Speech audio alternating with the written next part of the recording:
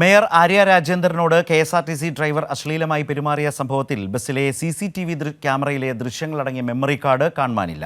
സംഭവത്തെക്കുറിച്ച് സമഗ്ര അന്വേഷണം നടത്താൻ ഗതാഗത മന്ത്രി ഉത്തരവിട്ടു. സ്ത്രീയെന്ന പരിഗണന പോലും കൊടുക്കാതെയാണ് സോഷ്യൽ മീഡിയയിൽ മേയറെ ആക്രമിക്കുന്നതെന്ന് മന്ത്രി വി ശിവൻകുട്ടി ആരോപിച്ചു.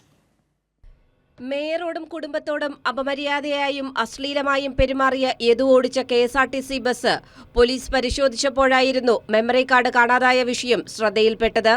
ബസ്സിൽ ഡ്രൈവർ സീറ്റിനടുത്ത്, പിൻവശത്ത്, ബസ്സിനുള്ളിൽ യാത്രക്കാരെ കാണുന്ന രീതിയിൽ എന്നിങ്ങനെ മൂന്നിടത്തായാണ് CCTV ഉണ്ടായിരുന്നത്. എന്നാൽ DVRൽ ഇതിൽ നിന്നുള്ള ദൃശ്യങ്ങളടങ്ങിയ മെമ്മറി കാർഡ് പോലീസിന് കണ്ടെത്താനായില്ല.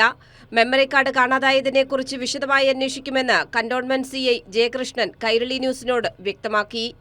64 GB കാണേണ്ടതാണ്. അവർ ഇൻസ്റ്റാൾ ചെയ്തവരെ നമ്മൾ ബന്ധപ്പെടുമ്പോൾ അതിനകത്ത് 64 GB ഒരു മെമ്മറി കാർഡാണ് ഉണ്ടായിരുന്നത്.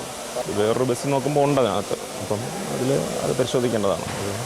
സംഭവത്തിന്റെ നിർണായക തെളിവ് കൂടിയായ മെമ്മറി കാർഡ് കാണാതായതിന് പിന്നിൽ പോലീസ് ദുരൂഹത സംശയിക്കുന്നുണ്ട്. സംഭവത്തിന്റെ ഗൗരവം മനസ്സിലാക്കാതെ, സ്ത്രീയെന്ന പരിഗണന പോലും കൊടുക്കാതെയാണ് സമൂഹമാധ്യമത്തിൽ മേയറെ ആക്രമിക്കുന്നതെന്ന് മന്ത്രി വി ശിവൻകുട്ടി വിമർശിച്ചു. സംഭവത്തിന്റെ അന്വേഷണം നടക്കുന്നുണ്ട്. സത്യാവസ്ഥ പുറത്തുവരുമെന്നും മന്ത്രി പറഞ്ഞു.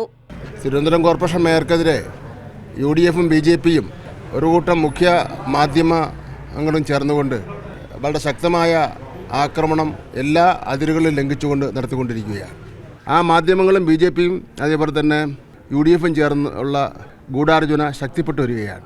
അതിൻ്റെ ഭാഗമായിട്ടാണ് ഒരു സ്ത്രീ എന്ന പരിഗണന പോലും കൊടുക്കാതെയുള്ള സോഷ്യൽ മീഡിയയിലുള്ള ആക്രമണവും കഴിഞ്ഞ ഒരാഴ്ചക്കാലമായി ഏതാണ്ട് ഒരു അന്തർദേശീയ സംഭവ വികാസമാണെന്നുള്ള മട്ടിലുള്ള മാധ്യമങ്ങളുടെ ഈ വാർത്ത പ്രചരിപ്പിക്കുന്നതിന് വേണ്ടി നടത്തുന്ന പരിശ്രമം. ഏതായാലും കേസിന്റെ നിർണായക വഴിത്തിരിവായ ബസ്സിലെ ദൃശ്യങ്ങളുടെ മെമ്മറി കാർഡ് കണ്ടെത്താനായി പോലീസ് അന്വേഷണം വ്യാപിപ്പിച്ചിട്ടുണ്ട്. കൈരളി ന്യൂസ്, തിരുവനന്തപുരം.